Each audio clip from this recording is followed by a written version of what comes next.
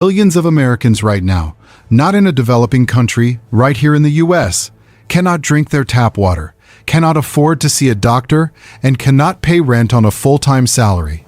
And the craziest part? This is the richest country on earth. So how does that happen? How does a nation with more billionaires than anywhere else on the planet end up with millions of its own people living without the basics? Because the problem is not that the money is not there. The problem is where it stops reaching. And once you see exactly where that line is and how close it runs to ordinary people living completely normal lives, you will not look at this country the same way again. Let's start with something almost nobody thinks to question. Water.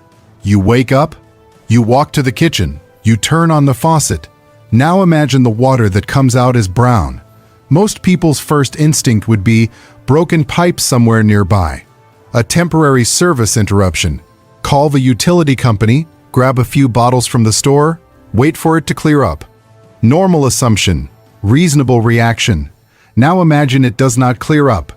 Imagine that is just Tuesday, and Wednesday, and the Tuesday after that, and the one after that. That is the actual daily reality for families in parts of rural Appalachia, tribal communities across the Southwest, and struggling urban neighborhoods spread across multiple states. There are households in the United States where people simply do not use the tap for drinking water. They buy bottled water by the case. They haul containers in from other locations. Some rely on private wells that have never been properly tested for safety. And they do this not because they are uninformed. They do it because experience has already taught them that the water coming out of their pipes cannot be trusted. Here is where it becomes hard to explain away. According to the U.S. Environmental Protection Agency, millions of Americans are currently dependent on water systems that are well past their useful lifespan. Many of the pipes delivering water to homes today were installed 50, 60, even 70 or more years ago. Replacing and modernizing the nation's water infrastructure is estimated to cost hundreds of billions of dollars over the coming decades. For large cities, that is a serious challenge. For smaller communities with limited tax bases and shrinking local budgets, it can feel genuinely impossible. So repairs get delayed, projects get pushed back, and residents keep using the water they have because no one is offering them an alternative. But the part that really stays with you is not the infrastructure gap. It is that most people in these communities have stopped expecting it to change. When a problem exists long enough without any resolution, the mind starts to reclassify it. What once felt alarming becomes routine. What once seemed unacceptable becomes just the background condition of daily life. You stop calling it a crisis because calling it a crisis implies it is going to be fixed. In wealthier parts of the same country, water quality is not even a topic of conversation. You turn on the tap, you drink. But in poorer, more rural, more isolated communities, filling a glass from the kitchen faucet has become something people actually think twice about. And when you cannot trust something that basic, one of the most fundamental things a home is supposed to provide, it raises a question that goes well beyond pipes and infrastructure. If you cannot count on that, what can you count on? Now picture a different household. Someone has been dealing with persistent back pain for several months. Nothing dramatic, just a dull, relentless ache that makes sleeping hard and limits what they can do throughout the day. They know they should see a doctor. They have not gone. Not because there is no hospital nearby. There is one. Not because they do not understand what is at stake. They do. They have not gone because the cost, the office visit, the imaging, the follow-up appointments, the potential prescription, even with insurance, would likely come out to more money than they can safely absorb right now. So they wait. They manage it. They hope it resolves on its own. This is not an unusual story.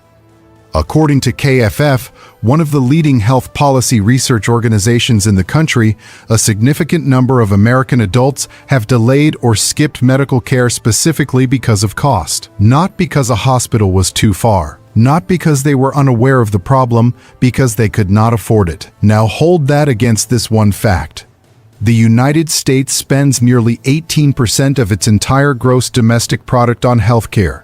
That is more than almost any other developed nation on Earth. The hospitals exist, the specialists exist, the diagnostic technology exists, By global standards, the American healthcare system is enormous and well-resourced. And yet, for a substantial portion of the population, that system is functionally out of reach. The problem almost never starts as a crisis. It starts with the ordinary. A dental issue that gets put off because dental care is expensive. A routine screening that gets skipped year after year. A symptom that seems manageable enough to live with, until the day it is not manageable anymore. What happens next is well documented. Small problems left untreated become larger ones. Larger ones are more complicated and more expensive to address. The person who delayed care because of cost is now facing a more serious condition and a significantly bigger financial burden than they would have faced had they been able to go in months or years earlier.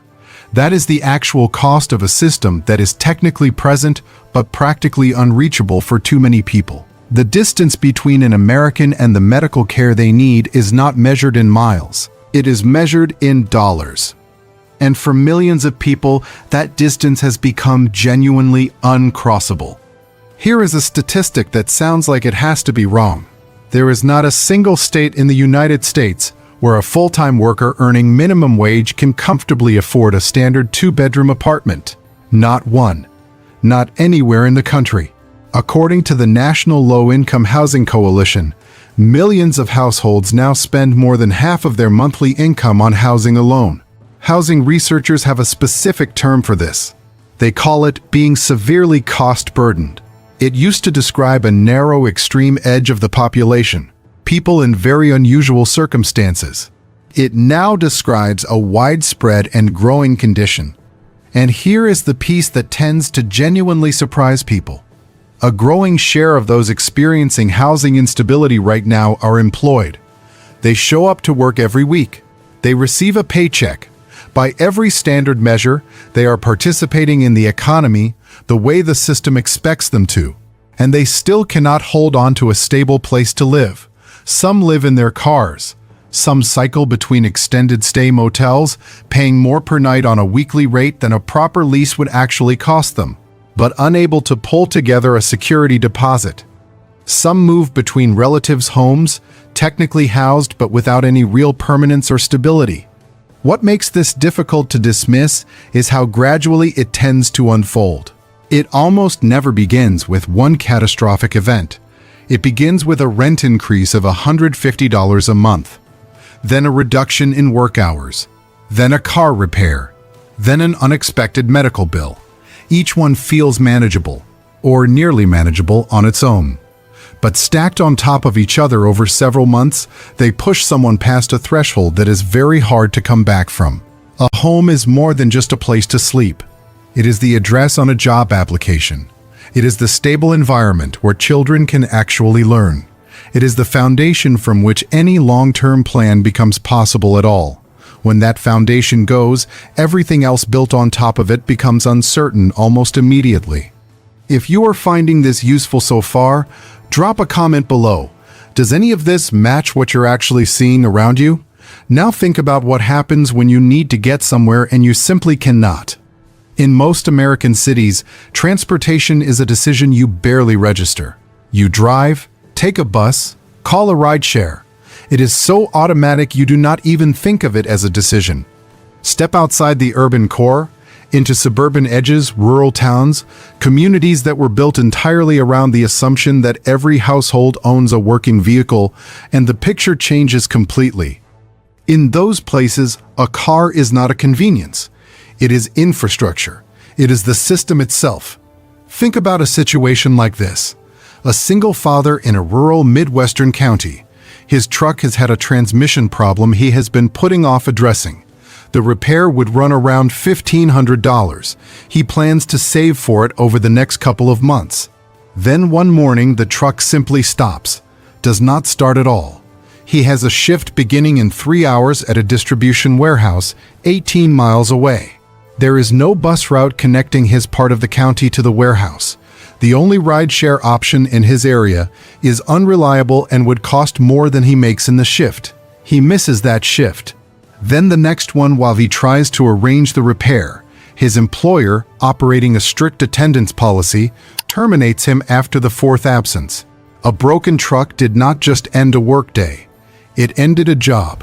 According to research on transportation access in the United States, tens of millions of people live in areas where public transit either does not exist or is far too limited to serve as a realistic daily commuting option.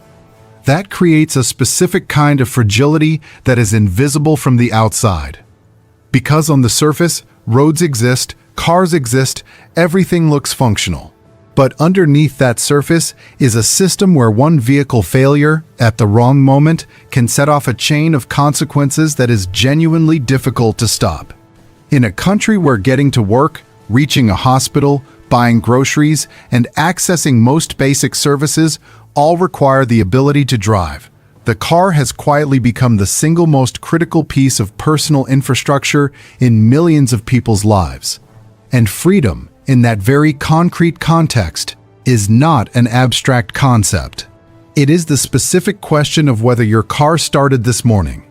Let's take a breath here for a moment, because there is a longer arc underneath all of this that is worth slowing down to understand.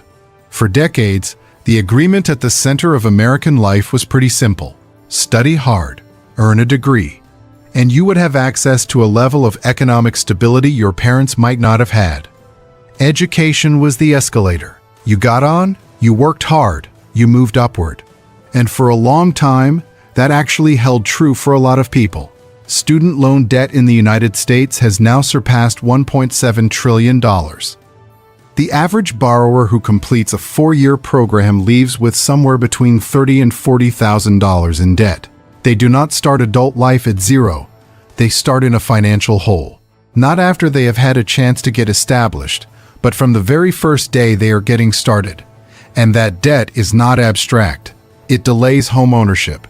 It compresses career choices, pushing people toward higher-paying paths regardless of whether those paths actually fit them, simply because the monthly payment requires it. It makes saving for anything else significantly harder. It narrows options at exactly the age when options should feel most wide open. But here is what most people miss when this topic comes up. The problem does not even start at the college level. The K-12 education system in the United States is funded heavily through local property taxes, which means the quality of education a child receives is substantially shaped by the neighborhood they happen to have been born into. Schools in wealthier districts tend to have more resources, more experienced teachers, stronger support systems, and much better preparation for what comes next. Schools in lower-income areas typically have less of all of those things. The gap in outcomes does not start with effort or attitude or ability. It starts with geography. So by the time a young person reaches the point of deciding whether to pursue higher education, the starting position is already deeply unequal. Then they take on significant debt, trying to close that gap. Then they emerge with a degree that may or may not translate into wages sufficient to manage that debt, while also building any kind of financial foundation underneath themselves at the same time. The path still exists. The diplomas are still being issued, but the destination the path was supposed to lead to, stable, upwardly mobile adult life, is becoming less and less reliably reachable. What a lot of young people feel at the start of adulthood today is not optimism. It is the weight of a debt that arrived before the career even had a chance to begin. And about that career, most people assume that once you are employed, once you have regular income coming in, the basics are handled. You can plan. You can save a little. Life has enough of a floor to build from. The data suggests that assumption no longer holds for a very large portion of the workforce. Remember the number from the beginning of this video. More than 40% of American adults cannot cover a $400 emergency without borrowing money or selling something. What makes that figure so significant is not just the dollar amount. It is what it reveals about the actual structure of everyday financial life in this country right now. These are employed people. People with direct deposits and work schedules and responsibilities. People who are doing what the system asks of them. But the margin between what they earn and what their life actually costs has been squeezed so tight that almost any unexpected expense tips them into crisis territory. A $700 car repair is not a minor inconvenience. It is potentially the loss of the job, That car gets them to every day. A $300 medical bill after insurance is not just a health expense. It is a disruption that ripples through every other financial decision for the rest of that month. A rent increase of $150 per month is not a market adjustment. It is the beginning of a calculation that may not work out anymore. Here is the critical point. None of those events are unusual. Car repairs, medical bills, rent increases. These are the ordinary, completely predictable turbulences of a normal human life. They are not surprises. They are just life.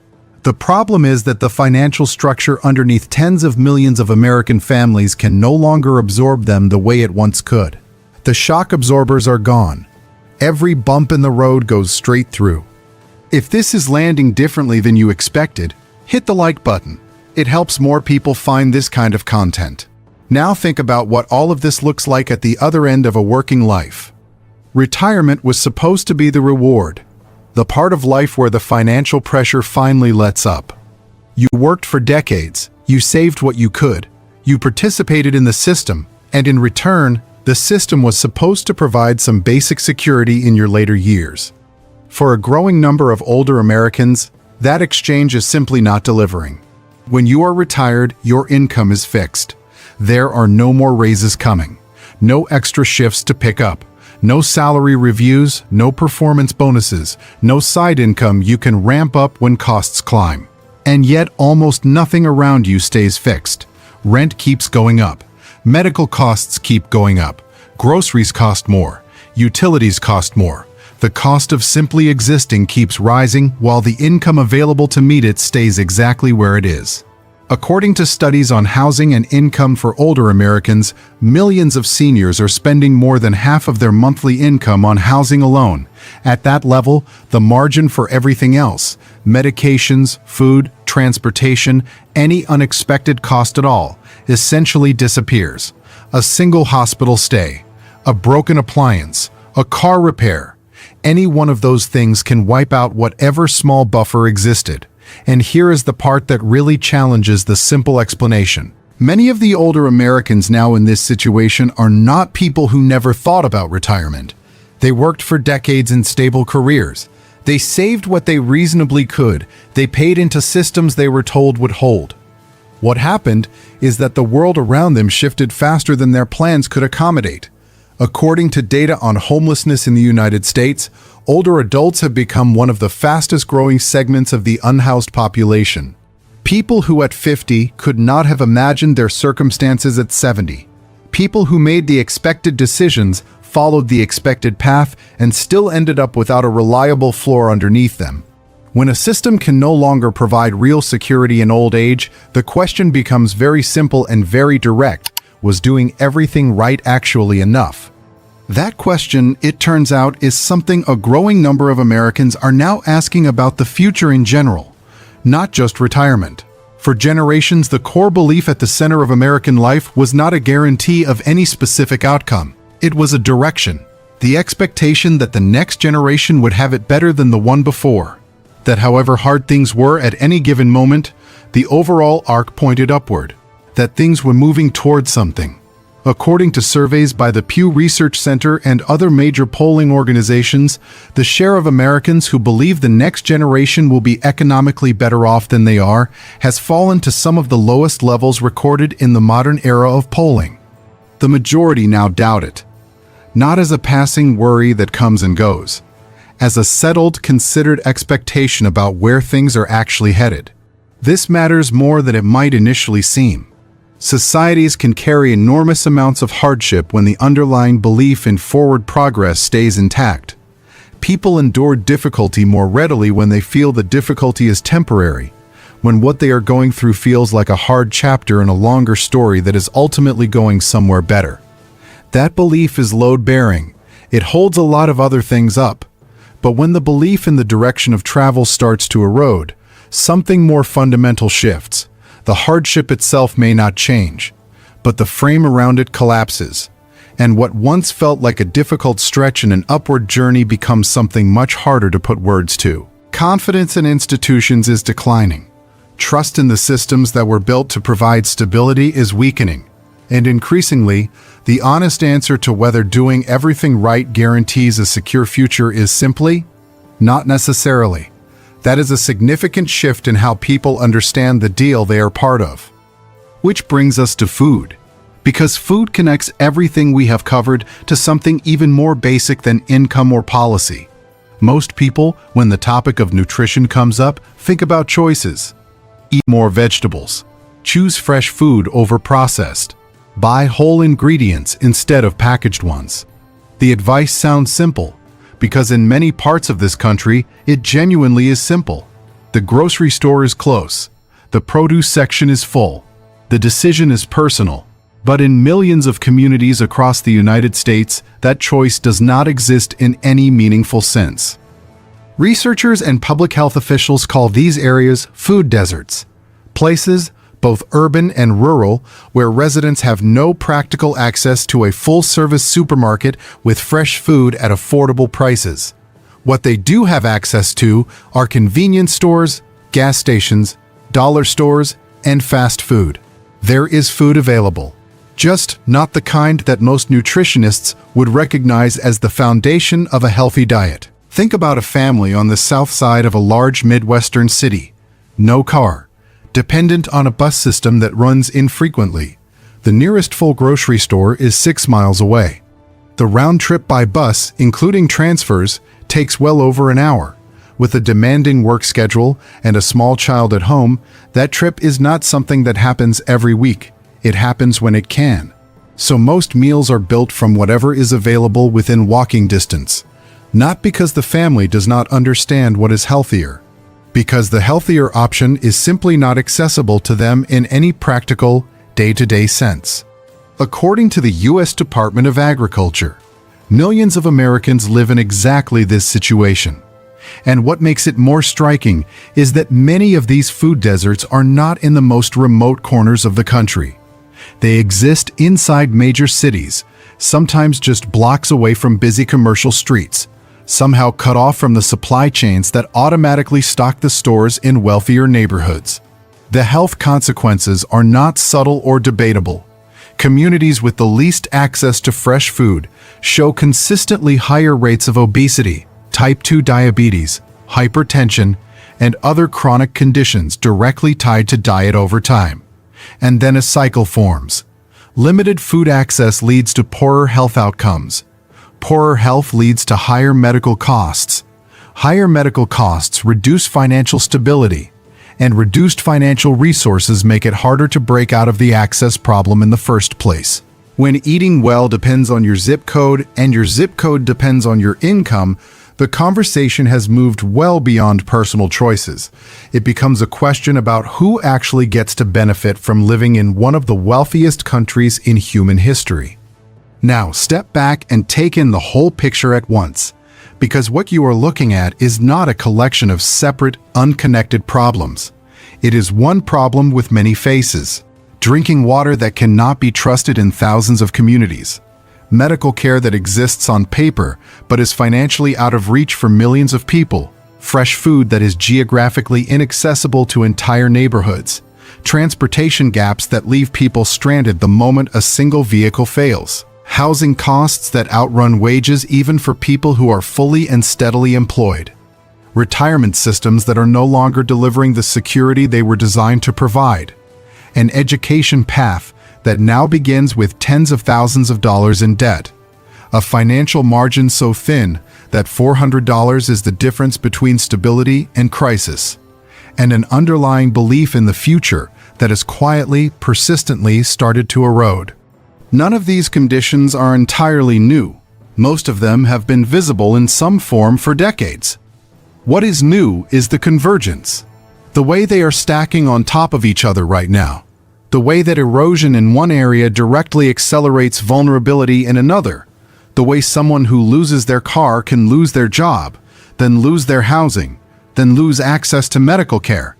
A chain that can unfold within weeks, not years. And nobody designed it that way. Nobody planned for these systems to fail at the same time. But they are failing at the same time. And the same households are absorbing all of it at once. The United States is an extraordinarily wealthy country. that remains true. But national wealth does not automatically translate into individual stability. The distance between those two things, between what this country produces and what ordinary people actually experience day to day, is the real story underneath all of these stories. The promise at the center of American life has never been complicated. Work hard, show up, participate in the system, and the system will hold. Security will be there when you need it. For a growing number of Americans, the system is not holding. Not dramatically, not all at once, not in a way that makes the front page every morning, but in the most ordinary moments of daily life. In the water they hesitate before drinking, the doctor's appointment they keep putting off, the grocery trip they cannot easily make, the apartment they are struggling to hold on to, the retirement that does not look the way they planned, the future they are no longer sure they can count on. The foundation is shifting. And when a foundation shifts quietly enough, for long enough, the people standing on it often do not realize what has happened until the ground has already moved beneath them. If this raised a question you haven't been able to shake, what's the one thing from this video that hit closest to home? Drop it in the comments.